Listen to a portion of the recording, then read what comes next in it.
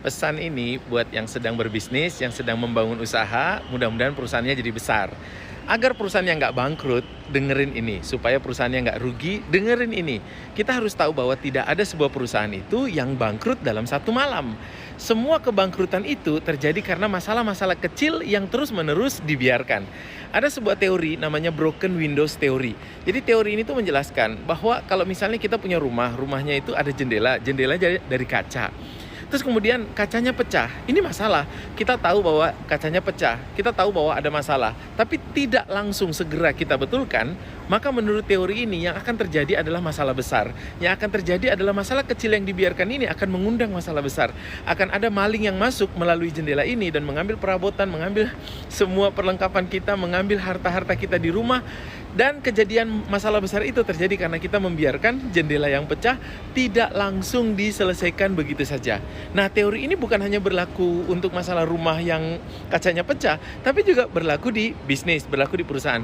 Jadi perusahaan itu tidak hancur karena satu keputusan besar yang salah, tapi hancurnya karena pemiliknya, hati-hati nih ya, mulai mentoleransi kesalahan-kesalahan kecil. Misalnya karyawan terlambat 5 menit, dibiarkan. Laporan keuangan telat sehari, dimaklumi.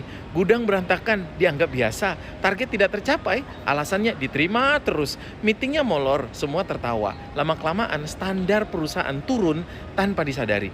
Maka dalam psikologi perilaku, manusia selalu membaca standar bukan sekedar aturan.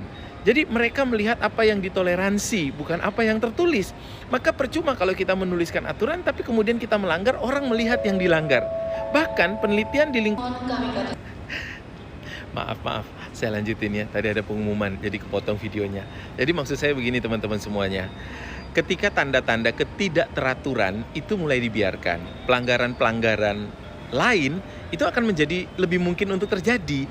Jadi orang itu menangkap sinyal bahwa di perusahaan ini itu ternyata tidak ada yang menjaga aturan, sehingga perilaku buruk itu mudah untuk menyebar. Nah, hal yang sama ini juga terjadi dalam perusahaan, dalam organisasi. Kalau Bapak Ibu punya tim, punya karyawan, ingat budaya perusahaan itu tidak dibangun hanya oleh visi yang ditempel di dinding. Enggak. Budaya perusahaan itu dibangun oleh perilaku yang kemudian kita hidupkan sehari-hari. Nah, jadi Bapak Ibu semuanya, kalau kita ingin bisnis kita besar, maka pertanyaannya adalah, jangan hanya fokus mengejar omset. Coba periksa jendela-jendela pecah di perusahaan kita. Hal-hal yang selama ini salah, yang kita toleransi, coba cek. Karena seringkali yang menghancurkan sebuah usaha, sebuah bisnis, itu bukan badai yang besar kok. Tapi ada retakan-retakan kecil yang itu kita tahu, tapi kita biarkan setiap hari. Ayo kita